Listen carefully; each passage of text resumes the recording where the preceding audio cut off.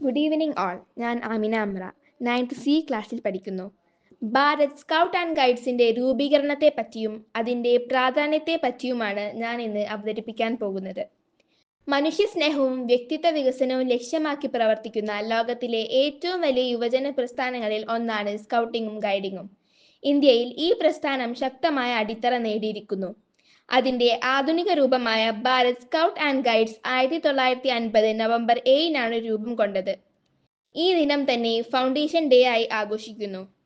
British കാലഘട്ടത്തിൽ ഇന്ത്യയിൽ വ്യത്യസ്ത സ്കൗട്ട് ഗൈഡ് സംഘടനകൾ പ്രവർത്തിച്ചുകൊണ്ടിരുന്നു. ഓരോ പ്രസ്ഥാനത്തിനും സ്വന്തം ഘടനയും നയവും ഉണ്ടായതുകൊണ്ട് ഏകോപനമില്ലായ്മ അനുഭവപ്പെട്ടു. സ്വാതന്ത്ര്യം നേടിയതിനു ശേഷം 1947 ഒരു ഏകതാന സംഘടനയുടെ ആവശ്യകത ശക്തമായി ഉയർന്നു. പ്രധാനമന്ത്രി പണ്ഡിറ്റ് ജവഹർലാൽ നെഹ്റു, വിദ്യാഭ്യാസ വകുപ്പ് മന്ത്രി മൗലാന അബ്ദുൽ കലാം ആസാദ് എന്നിവരുടെ നേതൃത്വത്തിലാണ് ഈ ഏകീകരണ ശ്രമങ്ങൾ ആരംഭിച്ചത്. വിവിധ സ്കൗട്ട് സംഘടനകൾ തമ്മിലുള്ള ചേർന്നു പ്രവർത്തനത്തിനു ശേഷം 1950 November 7 Bharat scout and guides ഔദ്യോഗികമായി നിലവിൽ വന്നു. തുടർന്ന് 1951 ഓഗസ്റ്റ് 15 ഗേൾ ഗൈഡ് അസോസിയേഷനും ഈ സംഘടനയിൽ ചേർന്നു.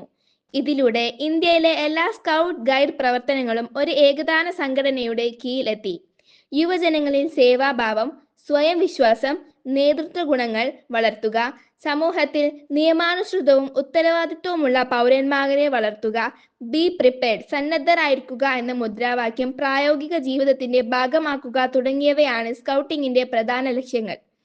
ഇന്നും ഭാരത് സ്കൗട്ട് ആൻഡ് ഗൈഡ് സംഘടന ഇന്ത്യയിൽ ലക്ഷക്കണക്കിന് യുവാക്കളെ സാമൂഹ്യ സേവനത്തിനും വ്യക്തിത്വ വികസനത്തിനും പ്രേരിപ്പിക്കുന്നു. പ്രകൃതി പ്രിയത, സഹജീവിത ബോധം, നേതൃത്വം തുടങ്ങിയ മൂല്യങ്ങൾ വളർത്തുന്നതിൽ ഈ പ്രസ്ഥാനം നിർണായക പങ്കുവഹിക്കുന്നു. Bharat scout and guides foundation day ഒരു സംഘടനയുടെ രൂപീകരണ ദിനം മാത്രമല്ല, അത് യുവജനങ്ങളുടെ സേവാഭാവത്തിനും ദേശീയ ഐക്യത്തിനും പ്രതീകമായ ദിനമാണ്. ഈ ദിനം ഓരോ യുവാവിനെയും ബി പ്രിപ്പയർഡ് എന്ന ആഹ്വാനം ഓർമ്മപ്പെടുത്തുന്നു. Thank you.